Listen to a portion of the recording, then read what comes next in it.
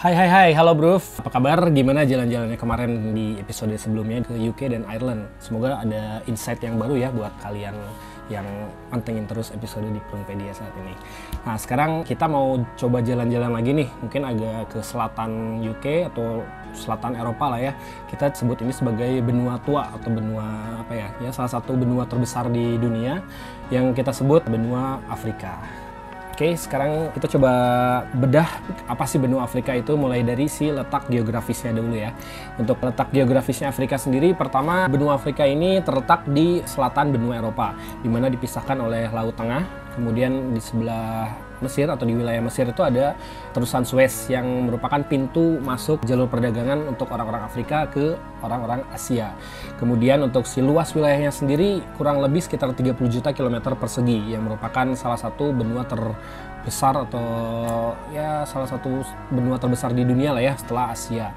Kemudian untuk tentang geografisnya sendiri, di utara seperti yang saya bicarakan tadi berbatasan dengan Laut Tengah yang memisahkan antara Eropa dengan si Afrika. Kemudian di wilayah barat itu berbatasan dengan Samudra. Kemudian di wilayah timurnya itu berbatasan dengan Samudra Hindia yang memisahkan dengan wilayah India. Kemudian ada Pulau Madagaskar dan wilayah negara-negara di Arab. Kemudian untuk di selatan ada juga Tanjung Harapan yang sering dibilang sebagai wilayah paling selatan di Afrika yang merupakan tempat istirahatnya para pelaut di zaman dulu gitu. Kemudian untuk di zonanya sendiri, untuk zonasi di Afrika itu terbagi dari dua besar ya. Berarti pertama itu ada di zona bagian Sahara yang memisahkan Afrika Utara dengan Afrika Tengah dan Selatan di bawahnya. Selain zona Afrika Utara atau zona Sahara, itu ada lagi zona sub-Sahara atau sub di bawah Sahara, yang dimana mulai dari si flora, fauna, kemudian geografisnya itu sangat berbeda antara di zona Sahara dan zona sub-Sahara. Lalu untuk jumlah negara yang berada di benua Afrika sendiri ini berjumlah sekitar 54 negara yang berdaulat. Itu mulai dari utaranya ada ya dari mulai Mesir, Libya, Aljazair, Tunisia hingga nanti ke area selatan itu termasuk Kongo, nanti Kamerun, Nigeria sampai ke wilayah selatan di Afrika Selatan. Nanti kita coba bahas pengenalan di negara-negara di Afrikanya ya. Kemudian untuk si jumlah penduduknya sendiri itu sekitar 1,3 miliar orang, di mana ini hampir menyerupai atau mendekati jumlah penduduk yang ada di India. Ya, karena India sendiri tersentralisir di anak benua India. Nah, untuk Afrika sendiri memang tersebar di luasnya benua Afrika itu sendiri. Jadi tidak terlihat bahwa si Afrika ini merupakan penduduk terpadat juga gitu ya. Kemudian untuk si historical negara-negara apa sih yang pernah berkuasa di Afrika, itu mulai dari orang-orang UK pernah berkuasa juga, kemudian orang-orang Prancis, orang-orang Spanyol, orang Jerman, orang-orang Belgia juga, kemudian orang-orang Belanda dan Portugal itu pernah memiliki settlement-settlement di beberapa negara Afrika yang sekarang sudah merdeka. Untuk historical kerajaan atau suku-suku yang ada di Afrika sendiri, kita ambil beberapa contoh. Mungkin ada orang-orang Zulu yang ada di Afrika Selatan, kemudian orang-orang Mali yang ada di Afrika Barat, kemudian orang-orang Maroko yang sekarang masih ada kerajaan juga, kerajaan Maroko di wilayah Afrika Utara, lalu orang-orang Baduy, orang-orang Tuareg, orang-orang Numidia, orang-orang Nubia yang ada di selatan Mesir, orang-orang Mesirnya sendiri, kemudian orang-orang Kongo yang ada di wilayah sekarang Democratic Republic of Congo sama Republik Kongo. Lalu kerajaan yang sampai saat ini masih berdiri di wilayah Afrika, khususnya di Afrika Selatan ya. Afrika Selatan agak sedikit ke utara itu ada negara yang sekarang disebut Eswatini atau Swatini, kemudian ada Lesotho, Kingdom of Lesotho. Itu nanti ada beberapa bagian atau negara yang memang unik lah ya untuk di Afrika ini. Kemudian untuk segi bahasa sendiri, untuk bahasa Inggris dan bahasa Prancis memang menguasai beberapa negara yang ada di Afrika. Karena apa ya? Karena memang kolonialisme dari si kerajaan Inggris dan kerajaan Prancis yang bercokol di beberapa bagian Afrika. Khususnya kalau bahasa Prancis itu lebih banyak penuturnya itu di wilayah Afrika Barat dan Afrika Utara. Untuk si Inggris sendiri ada di wilayah selatan, khususnya Afrika Selatan, kemudian di wilayah Mesir dan wilayah Nigeria atau Ghana gitu. Lanjut ke definisi dari si Afrika sendiri ya. Kenapa bisa disebut si Afrika jadi Afrika? Nah, kalau untuk berdasarkan data yang saya dapat sih, Afrika itu berasal dari nama Afri dari nama Latin yang digunakan untuk menyebut penduduk Afrika Utara Yang satu dikenal di sebelah barat Sungai Nil, berarti sebelah barat Sungai Nil itu sebelah barat Mesir berarti ya. Itu bisa dari Libya, kemudian bisa Aljazair atau Maroko, sebelah baratnya wilayah Sungai Nil.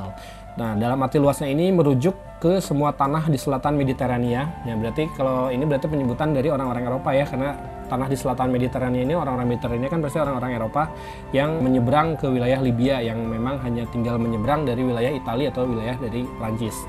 Nah, kemudian namanya tampaknya awalnya merujuk pada suku asli Libya yang merupakan nenek moyang orang-orang barbar modern. Kenapa disebut orang barbar ya? Memang suku-suku Berber itu orang-orang Berber yang mendiami wilayah Afrika Utara saat ini. Nah, nenek moyang itu disebut orang-orang Afri oleh orang-orang Eropa. Nah, lalu nama itu juga bisa dihubungkan dengan kata-kata dari suku Fenisia. Suku Fenisia ini apa sih? Suku Fenisia ini suku yang sebenarnya merupakan nenek moyang orang-orang Tunisia bisa, atau di orang-orang Kartago, atau juga bisa orang-orang Lebanon. Orang-orang Lebanon kan disebut juga turunan dari orang Fenisian gitu. Nah, ini muncullah kata afar yang berarti debu. Nah, selain itu juga berasal orang Berber yang disebut Ifri, yang jamaknya dari si Ifran, yang berarti gua atau mengacu pada penghuni gua. Jadi orang-orang penghuni gua atau disebut orang-orang Ifran, Ifir itu ya mungkin cikal bakalnya orang-orang atau penyebutan dari nama Afrika atau sendiri. Kemudian ada lagi kata yang sama ini ditemukan dalam nama Banu Ifran dari Aljazair dan Tripolitania. Ini merupakan sama juga dari orang-orang Berber yang ada di Afrika Utara yang berasal dari Yafran, di mana juga dikenal sebagai Ifrane yang ada di barat laut Libya. Nah, Ifrane ini juga ditemukan nama kota di Maroko itu disebut kota Ifrane gitu.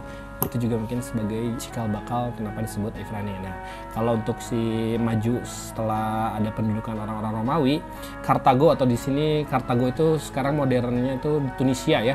Tunisia ini dinamai sebagai Proconsularis Afrika. Nah, ini menyusul kekalahan Romawi di Kartago dalam perang Tunisia ketiga yang pada 146 sebelum Masehi, yang juga mencakup pesisir Libya modern saat ini. Nah, karena orang-orang Romawi ini sering menyebut suatu wilayah itu dengan ditambahin nama-nama ika gitu ya sebagai wilayah yang pernah dikuasainya. Sebut saja bisa Britannica itu untuk merujuk ke Britania. Kemudian ada Celtae atau Celtica, ada beberapa lagi Hibernica. Nah, untuk si Afrika sendiri karena berasal dari si Ifra atau Afri atau Ifri, nah berarti dia menyebut untuk wilayah dataran luas yang ada di selatan Romawi itu disebut dengan Afrika gitu. Oke, itu asal-usul dari penyebutan Afrika gitu. Lanjut ke pembagian wilayah di Afrika. Seperti yang saya sebutkan sebelumnya untuk masalah pembagian terhadap Sahara dan Sub-Sahara ya. Sekarang kita coba bahas di Saharan Afrika atau disebut Afrika Utara ya. Nah, Afrika bagian utara ini adalah wilayah yang meliputi bagian utara benua Afrika. Ini mana ini kadang didefinisikan sebagai bentang alam Afrika Utara yang dimulai dari Atlantik Utara, yang dimulai dari sekarang negara Mauritania lah ya. Itu berbatasan dengan Maroko di sebelah barat, kemudian hingga sampai ke terusan Suez yang ada di Mesir. Jadi kalau misalnya kita lihat di peta ya, itu rentangnya memang tinggal tarik garis lurus aja itu dari wilayah barat di Maroko sampai ke wilayah timur di wilayah Mesir. Nah, itu disebut bagian Afrika Utara. Nah, negara-negara apa sih yang ada di Afrika Utara itu? Pertama kita sebut ada Mesir, kemudian Aljazair, ada Libya, Maroko, Tunisia. Nah, ini disebut sebagai, kalau orang-orang Prancis dulu karena memang rata-rata itu merupakan jajahan dari Prancis, itu disebut Afrika du Nord atau Afrika Utara. Nah, jelas ya kalau dari nama aja udah sebagai Afrika Utara. Nah, kalau dari kultur Islam atau kerajaan Islam ini disebut juga sebagai wilayah-wilayah Maghreb. Kenapa Maghreb? Karena Maghreb itu berdasarkan bahasa Arab, Maghreb itu berarti barat, berarti negara-negara yang berada di wilayah barat dari si Jazirah Arab. Nah, namanya orang-orang Maghreb itu ya orang-orang barat dari wilayah si Jazirah Arab gitu. Lalu orang-orang dari wilayah Maghreb dan Sahara ini menggunakan bahasa Berber yang tadi saya coba sempat bahas, orang Berber dan berbagai jenis bahasa Arab yang hampir secara eksklusif juga merupakan pengikut Islam. Nah, makanya kenapa orang-orang Afrika Utara ini kadang juga suka disebut sebagai orang-orang Arab, padahal kan mereka juga tidak berdiam di wilayah Arab, hanya tinggal di wilayah Afrika Utara sebenarnya. Jadi mereka disebutnya memang sebenarnya bukan bangsa Arab, hanya saja berbahasa Arab karena memakai bahasa persatuan atau berbahasa komunikasinya memakai bahasa Arab gitu. Oke, lanjut ke Sub-Sahara atau bagian di bawah wilayah Sahara. Sub-Sahara ini terdiri dari Afrika Timur, kemudian Afrika Tengah, kemudian Afrika Selatan, dan juga Afrika Barat gitu ya. Kalau untuk Afrika Timur sendiri ini sering disebut sebagai Horn of Africa atau tanduk Afrika. Karena kita lihat di peta ya, itu memang dia merupakan wilayah yang ada di wilayah timur yang berbentuk sebagai tanduknya Afrika. Itu ada di wilayah Somalia dengan Ethiopia. Nah, negara-negara yang ada di sini itu selain Ethiopia, Eritrea, kemudian Somalia, ada juga beberapa yang disebut sebagai di luar wilayah Horn of Africa. Kita sebut saja sebagai Kenya, kemudian Tanzania, Uganda. Nah, itu wilayah Afrika Timur. Nah, ini juga lumayan ada sejarahnya lah ya. Sejarah pendudukan biasanya di situ diduduki oleh Itali. Nah, bagaimana fasisme dulunya, fasisme Mussolini menempati wilayah di Horn of Africa. Nanti kita coba bahas di bagian Scramble of Africa ya. Lanjut ke wilayah tengah atau di wilayah Afrika Tengah.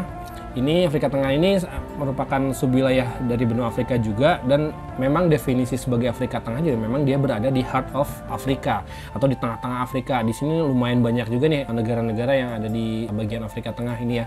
Pertama kita sebut saja Angola, kemudian Burundi, Kamerun, Republik Afrika Tengah, Chad, Republik Demokratik Kongo, Republik Kongo, Guinea Khatelestiwa atau Equatorial Guinea, Gabon, Rwanda, Sao Tome and Principe. Nah, ini negara yang dijajah oleh Portugal ya. Kemudian mereka ini membentuk suatu komunitas dengan komunitas ekonominya sendiri ya, kadang disebut juga ECAS atau Economical Central of Africa lah gitu. Lanjut ke Afrika, sekarang enaknya ke wilayah barat dulu ya. Mungkin Afrika Barat ini bisa dibilang wilayah yang agak sedikit lebih maju lah dari beberapa wilayah-wilayah Afrika yang ada sebelumnya. Karena di wilayah Afrika Barat ini selain negara-negaranya juga memang bekas koloni dari beberapa negara termasuk Inggris, Prancis, juga ada Portugal juga ada di situ. Terdiri dari 16 negara yaitu antara lain Benin, Burkina Faso, kemudian Tanjung Verde atau Cape Verde, kemudian ada Gambia, Ghana, Guinea, kemudian ada juga Guinea Bissau, Pantai Gading, Liberia, Mali, Mauritania, Nigeria, Senegal, Sierra Leone, dan Togo. Dan juga ada 2 wilayah yang masih menjadi bagian dari Inggris yaitu Saint Helena of Ascension dan Tristan da Cunha. Itu wilayah yang paling padat di Afrika juga ada di wilayah Afrika Barat ini. Tercatat sekitar 419 juta ada di wilayah Afrika Barat. Lanjut ke wilayah selatan. Ini wilayah Afrika Selatan. Nah, ini subwilayah yang paling selatan di benua Afrika, di mana letaknya sendiri ya memang ada di selatan Afrika, dan juga negara-negara ini umumnya rata-rata berbahasa Inggris ya, karena di situ ada yang terbesarnya Afrika Selatan, kemudian ada Botswana, ada juga Komoro di sebelah timur. Nah, untuk si negara-negara sendiri, pertama terdiri dari Angola juga termasuk di situ. Angola, Botswana, Komoro, Swatini, Lesotho, tadi kerajaan yang saya sebut tadi, Madagaskar. Itu kalau Madagaskar sendiri memang di selatan, hanya saja dia menyeberang ke wilayah timur. Nah, dia punya pulau sendiri ya, Pulau Madagaskar. Mungkin untuk yang suka film kartun pasti tahu Madagaskar itu ada di mana. Kemudian ada Malawi, Mauritius, Mozambik, Namibia, Afrika Selatannya sendiri, Zambia, dan Zimbabwe. Nah, itu untuk terkait zonasi yang ada di seluruh Afrika. Oke, lanjut ke kolonialisme, imperialisme, karena Afrika sendiri lebih dikenal dunia itu dengan istilah kolonialisme dan imperialisme dari orang-orang Eropa ya. Sekarang saya coba mau memberi insight lah ya, apa sih perbedaan antara imperialisme dan si kolonialisme. Pertama, imperialisme. Imperialisme itu merupakan suatu sistem penjajahan yang dilakukan dengan cara membentuk pemerintah jajahan dengan menanamkan pengaruh di segala bidang kehidupan masyarakat di satu negara. Nah, itu imperialisme. Sedangkan untuk kolonialisme itu merupakan pengembangan kekuasaan dari suatu negara yang ada sebelumnya, taruh misalnya orang-orang Afrika, untuk memperluas daerahnya atau wilayahnya. Jadi taruh misalnya negara A ingin memperluas wilayahnya, ya dia harus melakukan kolonialisme di suatu wilayah. Itu perbedaan antara imperialisme dan kolonialisme. Nah, lanjut ke ini sering disebut sebagai Scramble of Africa atau apa ya sebetulnya, pemisahan Afrika yang dibentuk oleh orang-orang Eropa ya sebenarnya. Nah, kita coba mulai ini, kita coba tuturkan semi timeline lah ya.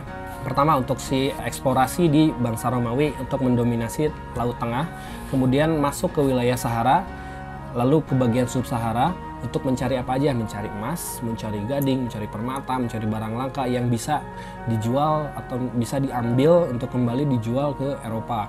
Nah, kenapa? Karena memang begitu langkanya barang-barang yang ada di Afrika gitu. Lalu kita loncatlah langsung ke abad 14 di mana ada koneksi bangsa-bangsa Arab yang telah menguasai Afrika Utara seperti saya bilang tadi dan berdagang dengan bangsa-bangsa Barat atau di sini kita sebut sebagai orang-orang Mali ya. Orang-orang Mali. Nah, di mana ini ada cerita unik terkait Mansa Musa. Mansa Musa pasti tahu lah ya. Orang atau raja terkaya sedunia lah di zaman dulu ya, sampai mungkin tercatat sampai sekarang itu Mansa Musa ini tercatat memiliki emas yang sangat banyak karena memang di wilayah Mali atau wilayah Timbuktu ya kalau dulu itu memiliki cadangan emas yang sangat banyak. Kemudian Mansa Musa sendiri beragama Islam dan ingin melakukan perjalanan ke wilayah Mekah ya untuk melakukan ibadah haji lah ya. Nah, itu ada satu cerita di mana Mansa Musa ini melakukan perjalanan untuk melakukan ibadah haji dan di sepanjang perjalanan itu dia membagi-bagikan emasnya yang dia miliki dan kemudian diam di satu kota ya, ada di wilayah Mesir dan menyebabkan inflasi yang begitu tinggi karena dengan kedermawanannya memberikan emas-emasnya ke orang-orang Mesir sehingga ya kepemilikan emas di wilayah Mesir menjadi tinggi dan ya nggak ada lagi yang mau kerja karena memang emas-emas begitu banyak dan menyebabkan ekonomi sedikit goyang gitu ya di wilayah Mesir atau di wilayah sepanjang Afrika dari mulai Mali sampai ke Mesir dan sampai ke Mekah gitu ya. Itu cerita tentang Mansa Musa. Mungkin ada cerita menariknya mungkin bisa dicari bagaimana sih lebih validnya lah ya. Makanya saya cuman hanya si kulitnya aja dan itu merupakan cerita yang unik lah ya untuk catatan negara yang sekarang disebut dengan Mali. Lalu loncat ke satu abad setelahnya itu di abad 15 ini mulai nih Portugal atau orang Eropa mulai mencari jalan lah ya, atau berlayar ke wilayah Afrika Barat untuk mencari rempah-rempah justru. Karena kita tahu di abad 15 ini ya musimnya atau sebut sebagai eranya untuk mencari rempah-rempah bisa ke Afrika, bisa ke Asia untuk mencari rempah-rempah untuk bisa dijual kembali ke Eropa dengan harga yang tinggi. Nah, di sini ada cerita tentang Diego Sau. Ini orang yang pertama yang mencapai Sungai Kongo dan berhubungan dengan Raja Kongo di wilayah Kongo itu ya. Nah, di mana di sini terjadi pertukaran informasi. Pertukaran informasi ini di mana orang-orang Kongo belajar teknik belajar dari orang-orang Portugis, kemudian sebaliknya pun orang-orang Portugis menyebarkan agama-agama Katolik di wilayah Kongo. Nah, di mana Portugis ini juga kemudian berdagang senjata dengan menukarkan rempah-rempah yang ada di orang-orang Kongo. Kemudian orang-orang Kongo juga membayar selain dengan rempah-rempah ya dengan budak atau misalnya orang-orang yang bisa dipekerjakan di Eropa atau di wilayah jajahan Portugis lainnya. Nah, itu awal mula mungkin slavery dari Afrika menuju Eropa atau wilayah lainnya ya. Lanjut ke abad ke-17, di sini ada Portugal dan beberapa negara Eropa menetap di pesisir Afrika. Ya, kenapa di pesisir? Karena memang dulu teknologi si pelayaran hanya bisa mampu menjangkau wilayah terluar dari benua yang belum bisa masuk ke sungai-sungai karena hanya bisa di pesisir saja gitu. Karena teknologi juga belum begitu baik lah ya. Nah, kemudian dimulailah era komoditas yang dijual untuk ke wilayah Amerika karena abad 17 ini sudah mulai membuka atau misalnya ditemukannya benua baru atau New World ya dari orang-orang pelaut-pelaut Spanyol dan Portugal itu sudah menemukan dunia baru dan di sana pasti memerlukan human resource gitu ya. Jadi perlu sumber daya manusia yang dihasilkan dari mengambil orang-orang Afrika untuk dipekerjakan di benua baru tersebut gitu. Nah, untuk si budak-budak ini ternyata bisa ditukar dengan kapas, kemudian kopi, tembakau, dan apapun yang bisa ditukar agar bisa tenaga manusia ini diperdagangkan atau dijual belikan untuk menjadi budak di dunia baru.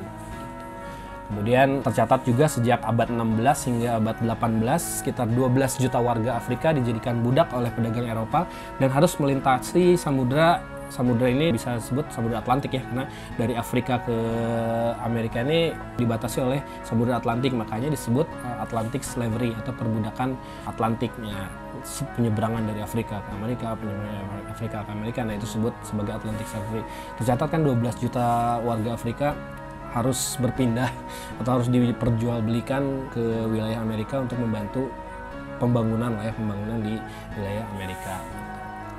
Oke, pemukiman Eropa pertama tahu nggak? Pertama memang tercatat ada di Afrika Selatan. Nah, ini diinisiasi oleh siapa? Diinisiasi oleh VOC. VOC ini yang merupakan perusahaan dagang dari si Belanda ya, apa yang sebetulnya Verenigd Oost-Indisch Compagnie, perusahaan perdagangan India Timur.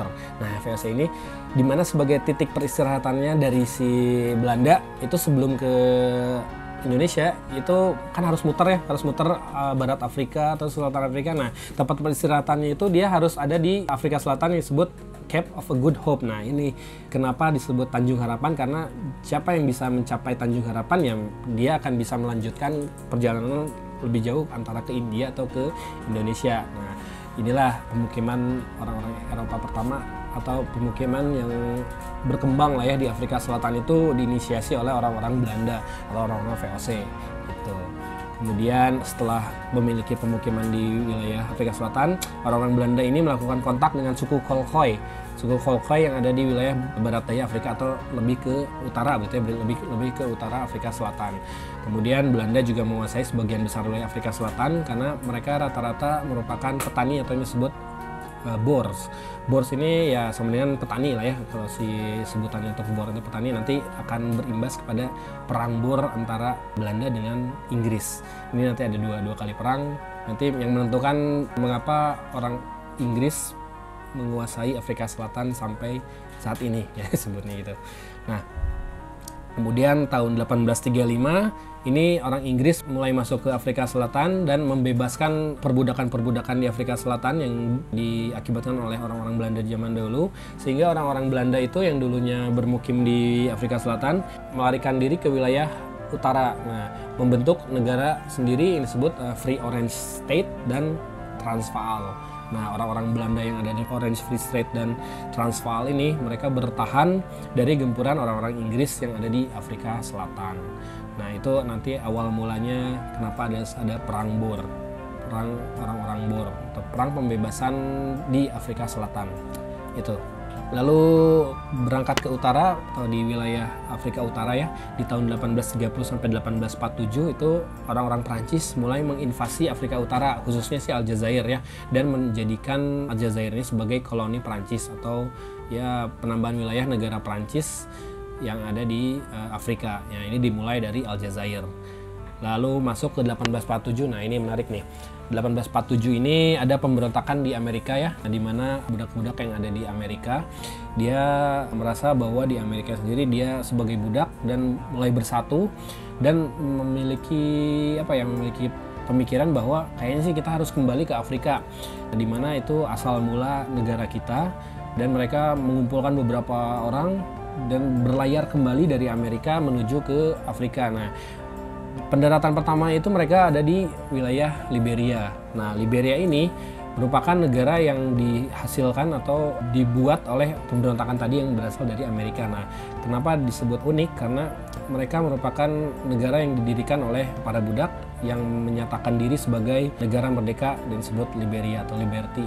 Karena berdasarkan atau berangkat dari mereka dikekang atau merupakan statusnya merupakan budak yang ingin merdeka dari Amerika. Nah, itu menurut saya sih sangat unik ya, karena jarang ada yang bisa membangkitkan semangat untuk merdeka dan kembali lagi ke wilayah nenek moyangnya. Nah, itu disebut Liberia di 1847 ya. Kemudian tahun 1869 loncat 20 tahun setelahnya, nah terusan Suez didirikan di wilayah Mesir justru ya, wilayah Mesir. Nah, ini mengakibatkan jalur perdagangan yang dulunya harus melewati Afrika Barat, kemudian Afrika Selatan langsung menuju ke wilayah India. Nah, ini memotong waktu, jarak, kemudian ya jelas pasti biaya. Nah, karena si terusan Suez ini merupakan tempat yang strategis untuk para pedagang melewati Afrika secara singkat. Nah, terusan Suez ini memang diperebutkan oleh beberapa negara ya, termasuk Inggris, kemudian Perancis. Hanya saja si terusan Suez ini ternyata memang dimiliki oleh orang-orang Mesir secara legalnya, secara bersihnya, karena ini juga merupakan kebanggaan orang-orang Mesir. Mereka bisa membangun terusan Suez ini gitu. Lalu lanjut ke 1882 akhirnya Mesir yang dulunya free dari penjajahan harus jatuh ke kolonial Inggris, maka terusan Suez akhirnya dikuasai oleh Inggris juga gitu. Lanjut ke Afrika Tengah ya. Ke Afrika Tengah ini belum kita coba bahas. Nah, di Afrika Tengah ini ada cerita tentang Henry Moulton Stanley, di mana ini merupakan penjelajah Inggris yang berhasil mengeksplor tepi sungai Kongo. Nah, kenapa bisa mengeksplor? Karena seperti saya sebut sebelumnya, karena rata-rata mereka hanya bisa mengeksplor hanya di pesisir. Nah, Henry Moulton Stanley ini dia berhasil masuk ke wilayah tengah, wilayah Heart of Africa, di mana dia bekerja sama dengan Raja Belgia dulu, Raja Leopold II, yang berhasil masuk juga ke wilayah Kongo dan berhasil menguasai Kongo untuk jangka waktu yang lama dan menjadikan Kongo sebagai jajahan dari si Belgia. Mulailah ini ke abad 19 di mana era industrialisasi di Eropa mulainya era industrialisasi ini pasti dibutuhkan juga namanya bahan baku lah ya. Bahan baku yang hanya ada di Afrika. Nah, di sini mulai kolonialisme semakin menjadi lah ya, semakin menjadi, kemudian eksplorasi atau eksploitasi dari orang-orang Eropa terhadap orang Afrika juga lebih masif lagi. Kemudian karena kebutuhan yang tinggi di akibat era industrialisasi itu, maka orang-orang Afrika dengan niat liciknya ya, di tahun 1884 sampai 1885 ini beberapa negara Eropa menginisiasi adanya konferensi Berlin. Nah, inilah dimulainya pembagian jatah atau pembagian wilayah yang dilakukan oleh orang-orang Eropa terhadap orang-orang atau negara atau wilayah Afrika. Nah, ini diinisiasi oleh Kanselor Otto von Bismarck, itu kanselornya orang Prusia dan Jerman ya. Nah, ini konferensi negara ini berencana ingin membagi wilayah Afrika di bawah kekuasaan mereka, di mana konferensi Berlin ini dihadiri oleh 14 negara. Negara-negara apa aja itu? Pertama ada UK, kemudian Italia, Portugal, Jerman, Belgia, Prancis, Spanyol, Austro-Hungaria, Denmark, Sweden, Norway, Netherlands atau Belanda, Amerika, Turki, dan Rusia. Nah, mana orang-orang Afrikanya? Nah, tidak ada di sini ada perwakilan Afrika. Nah, inilah yang membuat mungkin sekarang bahwa oh betul, berarti Afrika ini merupakan hasil bagi-bagi negara-negara besar di zaman dulu yang ingin menguasai sumber daya alam di Afrika. Untuk dari si konferensi Berlin ini, dari total 14 mungkin hanya sekitar 6 mungkin yang memiliki beberapa wilayah di Afrika. Sebut saja UK, mereka punya Mesir, kemudian punya Nigeria, punya Afrika Selatan, jelas. Kemudian untuk Italia dia memiliki Somalia, kemudian sedikit Ethiopia. Kenapa sedikit Ethiopia? Karena nanti saya coba jelaskan terkait di kerajaan Abyssinia ya. Kemudian Portugal ini memiliki wilayah antara lain di Angola, kemudian di Mozambik, dan di wilayah Sao Tome and Principe. Lalu untuk Jerman sendiri dia memiliki sebagian besar Kamerun, kemudian ada beberapa negara kecil termasuk di Namibia. Lalu untuk Belgia ini menguasai hampir seluruh wilayah Kongo sampai sekarang ya. Ya sampai pecahnya atau sampai merdekanya itu memang dikuasai oleh Belgia. Lalu untuk Prancis menguasai wilayah Afrika Barat itu hampir dikuasai oleh Prancis, termasuk di Maroko, Jazair, Tunisia, lalu wilayah-wilayah seperti Pantai Gading. Pokoknya yang sekarang negara-negara yang berbahasa Prancis, nah itu pasti merupakan kolonialisme dari si negara Prancis. Nah, untuk negara-negara lainnya gimana? Seperti Spanyol. Nah, Spanyol sebenarnya menguasai Maroko hanya saja tidak terlalu lama dan sampai sekarang pun ada wilayah eksklave-nya Spanyol yaitu di Ceuta, itu masih berada di wilayah Maroko. Kemudian untuk Austro-Hungaria dia tidak tercatat memiliki negara di Afrika. Denmark juga tidak, Sweden dan Norway juga enggak. Nah, untuk Belanda memang dulu tercatat punya Transvaal dan Orange Free State di Afrika Selatan, hanya saja memang dicaplok lah ya oleh si UK. Lalu untuk Amerika nggak ada, Turki nggak ada, dan Rusia juga nggak ada. Nah, kembali ke yang tadi masalah Abyssinia ya. Nah, Abyssinia ini unik ya karena tercatat merupakan negara yang memang belum pernah dijajah oleh bangsa Eropa. Nah, kenapa? Karena pertama dia merupakan kerajaan yang memegang tinggi agama juga. Kemudian kalau misalnya tahu Abyssinia ini nanti akan menjadi negara Ethiopia, nah yang dipimpin dipimpin oleh pertama ya Menelik, kemudian Haile Selassie. Pasti tahulah untuk Haile Selassie ini memimpin negara di mana diserang atau diinvasi oleh Italia pada Perang Dunia ke-1 dan 2 gitu. Nah, kemudian Abyssinia ini pada 1894 dan 1896 ini ada Battle of Adwa, di mana Italia yang tadi menginvasi wilayah dari si Abyssinia atau Ethiopia ini berlangsung selama 5 tahun, di mana Abyssinia ini ternyata menang dan tetap tidak terjajah oleh siapapun gitu. Nanti akan merujuk ke Pride of Afrika-nya dari si Ethiopia ini akan dipakai dalam bentuk bendera. Nanti kita bahas di bendera ya. Kemudian tahun 1896, nah ini Boer War atau perang orang-orang Boer. Perang Boer ini artinya kan petani ya kalau di bahasa Belandanya. Ini perang yang terjadi akibat invasi UK terhadap orang-orang Belanda di Afrika Selatan. Kemudian ada tahun 1908, di situ ada Raja Leopold II merebut Kongo atau Kerajaan Kongo dan menjadikannya bagian dari Kerajaan Belgia. Tahun 1910 juga Afrika Selatan merdeka dari Inggris. Nah, merdekanya tahun 1910 nih si Afrika Selatan. Hanya saja masih merupakan bagian dari British Empire, tapi dia diberi kewenangan lebih untuk menjadi Republik Afrika Selatan sendiri. Kemudian Inggris juga menguasai Nigeria, Mesir, Afsel, terus Gold Coast atau yang sekarang disebut sebagai Ghana. Prancis seperti tadi saya bilang menguasai Afrika, Jerman menguasai Tanzania, Namibia, Kamerun juga, Italia menguasai Somalia dan Libya, Portugis menguasai Angola dan Mozambik. Lanjut ke 1917, setelah Perang Dunia ke-1, Belgia, UK, Prancis mengambil alih koloni Jerman. Kenapa? Ya, karena ini merupakan hasil kekalahan Jerman pada Perang Dunia ke-1, sehingga Namibia dan Tanzania ini dibagi-bagi kekuasaannya ke Belgia, Amerika, dan Prancis. Tahun 1918 terjadi pemberontakan Mesir ya, atau uprising. Ini usaha untuk pembebasan atau kemerdekaan orang-orang Mesir dari Inggris. Nah, di sini terusan Suez yang dulunya dikuasai oleh Inggris kembali ke orang-orang Mesir, dan ini merupakan national pride of Egypt gitu. Lanjut 1935, ini ada Perang Abyssinia kedua. Nah, yang sebelumnya itu gagal di Battle of Adwa. Invasi Italia ke Abyssinia Part 2 ini sebenarnya dia jatuh ke fasis Italia.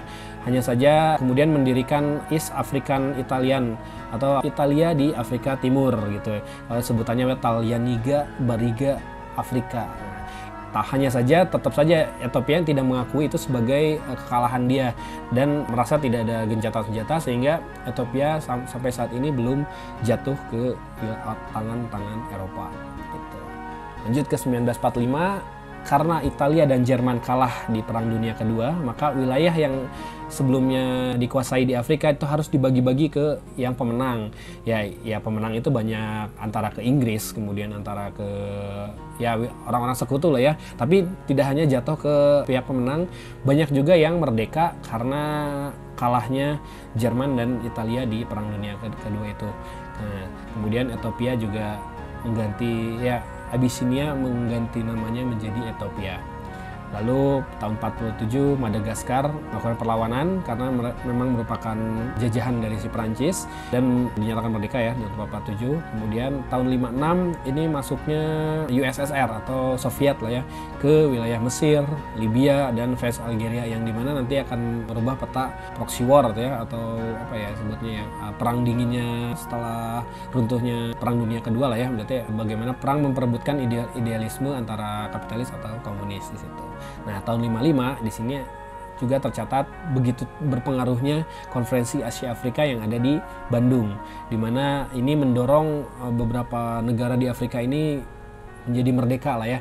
Jadi atas asas kebersamaan against imperialisme, against kolonialisme, beberapa negara Afrika yang pernah mengikuti Konferensi Asia Afrika di Bandung ternyata menyatakan merdeka dari kolonialismenya gitu. Lanjut tahun 56 ini ya nasionalisasi terusan Suez oleh Mesir, kemudian Inggris juga mendukung kemerdekaan dari Sudan, Maroko dan Tunisia merdeka dari Prancis. Nah, ini bisa jadi akibat dari si Konferensi Asia Afrika ya. Kemudian West Africa countries atau negara-negara yang memang berbahasa Prancis atau pernah koloni Prancis ini menyatakan hampir merdeka lah ya, hampir seluruhnya merdeka, karena Afrika Barat ini rata-rata dijajah oleh Prancis, rata-rata mereka merdeka di tahun segitu, di tahun 50-an. Kemudian Belgium Kongo atau Kongo yang dikuasai oleh orang-orang Belgia ini mulai merdeka dan terbagi dua antara Kongo Leopoldville dan Kongo Brazzaville. Ini nanti jadi cikal bakal adanya Republik Kongo dan Republik Demokratik Kongo. Lalu tahun 60-62 ini kemerdekaan Aljazair yang merdeka dari Prancis, karena setelah beberapa ratus tahun mereka dijajah oleh Prancis, akhirnya tahun 60-62 baru mereka berjuang untuk merdeka dari Prancis. Nah, ini kalau di Algerian War of Independence ini ada satu cerita menarik ya, kalau misalnya nanti ada terkait masalah pemain Marseille yang pernah membela Marseille dan menjadi presiden Aljazair. Nah, itu nanti ada namanya Ahmed Ben Bella. Nanti kita coba bahas sedikit aja nanti ya. Kemudian tahun 75 ini ada konflik internal di Portugalnya, di mana kolonialisme antara Angola dan Mozambik yang sebelumnya dikuasai oleh Portugal dihapuskan dan mereka menjadi negara yang merdeka. Tahun 75 juga Spanyol angkat kaki dari Western Sahara. Western Sahara itu di mana? Ya, Western Sahara itu ada di Maroko. Maroko wilayah selatan ada Western Sahara. Nah, itu dulunya ditinggali atau dikuasai oleh Spanyol juga. Nah, itu mulai angkat kaki dan mulai dinyatakan merdeka. Hanya saja sampai saat ini Western Sahara masih konflik dengan Maroko. Nah, Western Sahara ini saat ini masih diklaim merupakan bagian dari Maroko dan bukan negara independen sendiri. Itu Western Sahara. Lalu tahun 80, nah negara terakhir yang masih bercokol atau negara Eropa yang masih bercokol di Eropa itu adalah Rhodesia Selatan. Itu masih dikuasai oleh Inggris dan akhirnya merdeka dan saat ini menjadi Zimbabwe. Sekarang kita bicara terkait bendera di Afrika. Nah, kalau kalian tahu ya, bendera di Afrika itu identik dengan warna apa sih? Nah, yang pasti kan nggak akan jauh dari warna merah, kuning, hijau, atau dengan hitam. Nah, itu tuh sebenarnya ada sejarahnya kenapa mereka bisa seperti itu. Pertama, untuk merah, kuning, hijau dulu ya. Nah, hijau, kuning, dan merah sekarang ditemukan hampir seluruh negara-negara Afrika. Kombinasi warna ini dipinjam dari Ethiopia. Kenapa Ethiopia? Karena Ethiopia atau Abyssinia merupakan negara yang belum pernah dijajah oleh Eropa di Afrika. Nah, bendera Ethiopia ini telah mempengaruhi bendera banyak organisasi dan pemerintahan Pan-Afrika, kecuali untuk periode pengaruh dan pendudukan relatif singkat oleh kerajaan Italia, karena memang orang Ethiopia tidak merasa mereka dijajah oleh Italia. Kemudian Ethiopia juga tetap berada di luar kendali Eropa selama era kolonial dengan mengalahkan tentara Italia pada pertempuran Adwa. Kemudian Ethiopia juga pada tahun 1896 mengakhiri protektorat Italia.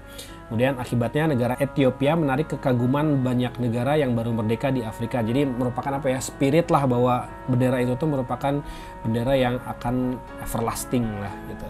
Kemudian negara Afrika pertama yang mengadopsi bendera emas merah hijau ini setelah meraih kemerdekaan adalah Ghana atau yang disebut dengan Gold Coast ya, pada tahun 1957 yang dirancang oleh Theodosia Okoh. Lalu ada lagi nih merah, putih, hijau. Yang ini juga merupakan lambang persatuan orang-orang Afrika atau Pan Africa Flag ya. Dimana The Universal Negro Improvement Association atau UNIA disebutnya didirikan oleh Marcus Garvey. Ini memiliki konstitusi yang mendefinisikan bahwa merah, hitam, dan hijau merupakan warna dari Pan Afrika atau warna yang merepresentasikan orang-orang Afrika. Nah, di mana Pan Afrika ini merah di mana mewakili darah-darah bangsawan yang menyatukan semua orang keturunan Afrika, kemudian warna hitam untuk orang-orang Afrikanya, kemudian hijau untuk tanah kaya di Afrika. Bendera UNIA ini ditunjuk sebagai warna resmi Pan Afrika sebagai simbol pembebasan. Kemudian bendera ini juga diresmikan pada konvensi UNIA tersebut di Madison Square Garden pada 13 Agustus 1920 di New York City, Amerika Serikat. Itu terkait bendera. Ya, mudah-mudahan warna bendera ini menjadi simbol pemersatu bagi orang-orang Afrika dan sebagai simbol kekuatan bagi bersatunya seluruh orang-orang Afrika di dunia. Oke, untuk episode kali ini saya mau coba ngadain kuis lagi nih. Untuk yang kemarin menang, selamat. Nah, sekarang mau coba ngadain kuis untuk episode Afrika ini. Nah, untuk pertanyaannya paling simpel-simpel aja ya. Sebutkan raja yang tercatat sebagai raja terkaya di dunia yang melakukan perjalanan spiritual dari Mali ke Makkah dan mengakibatkan inflasi di satu negara. Nah, silakan jawab. Untuk jawabannya bisa ditulis ya di komen kita. Nanti untuk yang beruntung akan mendapatkan hadiah dari Prung Tereswear. Silakan mencoba.